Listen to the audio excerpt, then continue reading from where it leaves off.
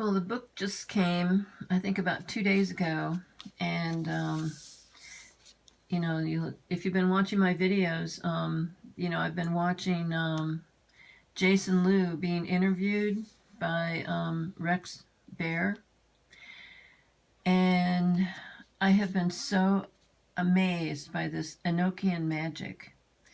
And so Jason, it took him 3 years to write this book, and I can just barely delve into it. I mean, there's so much information in here, but it's about John Dee, this guy here, and his experiences of Enochian magic and getting in touch with angels.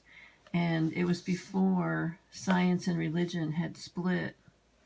But they're saying here that well, he was born into the world where Magellan had just embarked on his world around the world sailing, and Martin Luther had just started the break from the Catholic Church, and so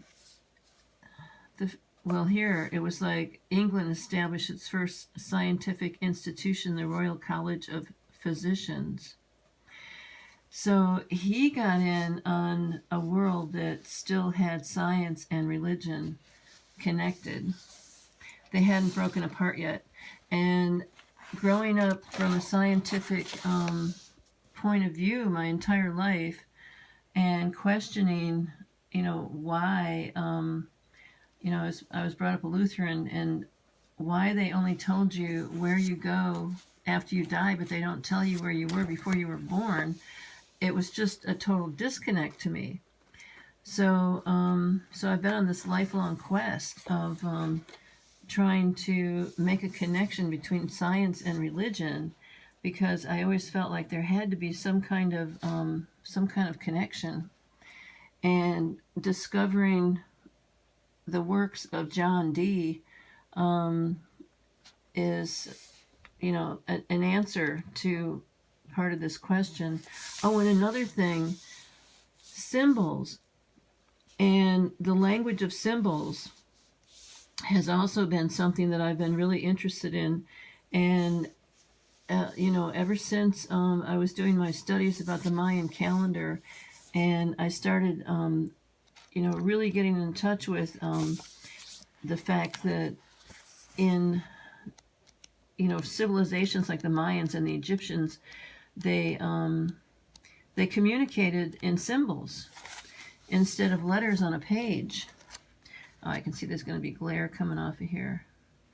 But so Jason Louv is going to do a seminar for the people that bought the book, so you can get some more background into what's going on with all this.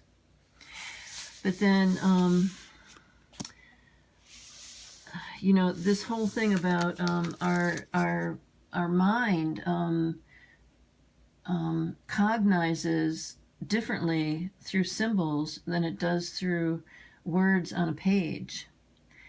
And I've always been fascinated with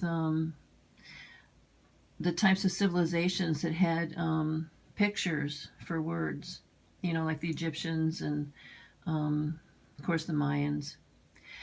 And then I have this study that I'm doing of organite.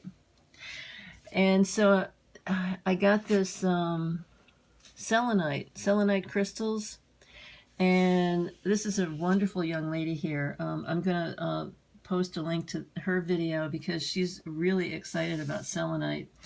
And so I've been going online and ordering my supplies to make my organite. And so I even have this neat little box here, with all the things that I've been gathering so that I can wrap my crystals and stuff like that. So one of the crystals that I was really interested was selenite, and I don't really know that much about crystals. This is like another whole study that I'm starting to do. And so when these came, I was like, oh my God, they're huge. Oh, I can't put those into, my little pyramids and stuff that I'm going to make. So then I started, doing this research on how do you cut this stuff up.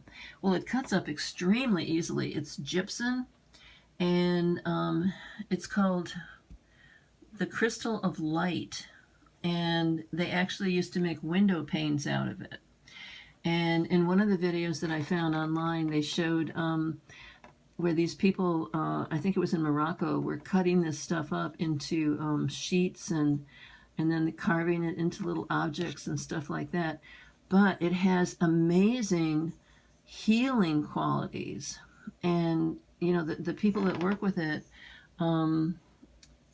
just they don't have enough good things to say about it and how it cleanses your aura and all these other things. So a couple of these crystals, I got these selenite logs, and they really weren't that expensive. But when they, I wasn't expecting to get, these huge chunks and stuff. But just, with a screwdriver and a hammer, you can go down through the, the divisions of the structure of the crystal, and it will break up into smaller pieces. And so then I'll be able to use this as part of, what I'm going to be putting into my organite. And, so this one, the only one that I've made so far is looking, more and more crude to me all the time, but it works. I'm going to be sharing with you my journey on making organite and seeing, where it goes.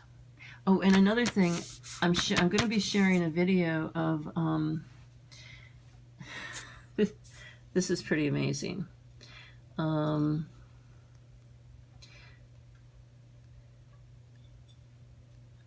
Where is it?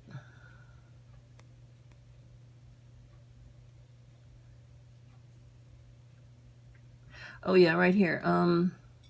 Is a programming language or a targeting system for saying, okay, I just want this. I just want to talk to the god Ganesh. I just want to talk to this part of myself. I just want to talk to the god Hermes. I just want to talk to this dark part of myself or this higher part of myself. So this is an amazing interview, actually it's sort of a lecture by Jason Louv talking about his psychedelic experiences and his quest for shamanism and stuff like that. And so I was, my takeaway from this is, I read all the books of Terence McKenna and, his quest for, finding what he called the other, through ayahuasca and stuff like that. And so, to hear Jason Louv talk about his psychedelic experiences and how basically when he lived in London, he took psilocybin every day for like a couple of years. And it didn't destroy his brain cells. If he could write a book like this, 560 pages, after, the quest that he has gone through in his life, it's inspirational. That's all I can say. And so I'm going to, put those links in for you. And, I went through, and I had said in one of my videos, it was right before I made the recording of Emery Smith off of Gaia, and then I posted it, 15 minutes worth of his video, and it's blowing up. I've got over 1,000 views so far, and mixed messages from people saying that thank you so much for posting this, and somebody else who just reprimanded me, saying that I stole the video, and I wrote back to him, and I really called him out on him calling me out. And so, the whole thing about Jordan Sater from destroying the illusion, charging $33 for an interview that he did with Emery, making it like out of reach for a lot of people. I mean, it's one thing if you're going to pay $10 a month to watch Gaia, and I've been watching all their videos, ever since 2012, and the whole cosmic disclosure, and I can't remember what the series is that Wilcox has done, but I've read all of his books, and he is just another amazing mind, the way he puts things together, and from a scientific point of view, and he takes a lot of heat. I mean, people are just putting him down all the time, saying that, I mean, I can't even get into some of the things that they say about him, but I think he's very inspirational and extremely intelligent, and in the future, he's going to be much more understood. And his book about synchronicity was just absolutely spot on. And so, anyway, I just, kind of wanted to, get another little video made and put some more links, for anybody who's interested, because I feel like my life is just exploding right now with all the interest that I have. I'm going through a personal renaissance, and this has happened to me several times in my life, and this one is really exciting because I'm going to be making tools that are going to help heal people and the planet.